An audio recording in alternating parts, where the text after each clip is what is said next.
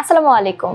দেশ বিদেশের সর্বশেষ স্পোর্টস আপডেট নিয়ে বিয়ন্ড বর্ডার স্পোর্টসের নিয়মিত আয়োজন sports bulletin powered by Sakurazaka Japanese language and cultural centre. আর এই স্পোর্টস আপডেট নিয়ে আপনাদের সাথে আছি আমি সুমাইয়া জাহান সামান্থা। চলুন দেখে নিই আজকের স্পোর্টস আপডেট। ওয়ানডে সিরিজের প্রথম ম্যাচে ইংল্যান্ডকে ৮৭ রানে হারিয়ে বড় জয় পেল বাংলাদেশ অনূর্ধ্ব ১৯ দল। ব্যাটে রিজান হোসেনের সেঞ্চুরি ও কালাম সিদ্দিকীর হাফ সেঞ্চুরিতে ২৯২ রান তুলেছে বাংলাদেশ। জবাবে ইংল্যান্ডকে ২০৫ রানে আটকে সিরিজ শুরু করেছে টাইগাররা। তারুণ্যের উৎসব উপলক্ষে শুরু হয়েছে ৩ দিন ব্যাপী অষ্টম জাতীয় খো খো চ্যাম্পিয়নশিপ ২০২৫, যা উদ্বোধন করেন যুব ও ক্রীড়া মন্ত্রণালয়ের সচিব মোহাম্মদ মাহবুবুল আলম। নারী ক্রিকেট ক্লাবগুলোর বিসিবির কাউন্সিলরশিপ না থাকার ফলে অনুদান ও স্পন্সর পেতে সমস্যায় পড়ছে তারা। এ নিয়ে ঢাকায় মানববন্ধন করেছে নারী ক্রিকেট ক্লাব অ্যাসোসিয়েশন ও কয়েকজন নারী ক্রিকেটার, যেখানে তামিম ইকবালও তাদের দাবির প্রতি সমর্থন জানিয়েছেন।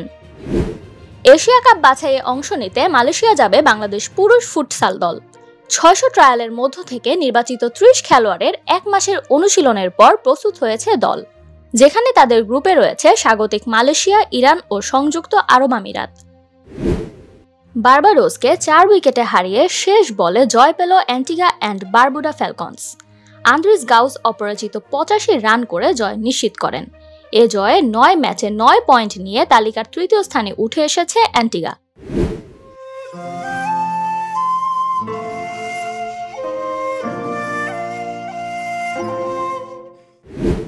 নাইজারকে ৫-০ গোলে হারিয়ে আফ্রিকা থেকে প্রথম দল হিসেবে ২০২৬ বিশ্বকাপের মূল পর্ব নিশ্চিত করেছে মরক্কো।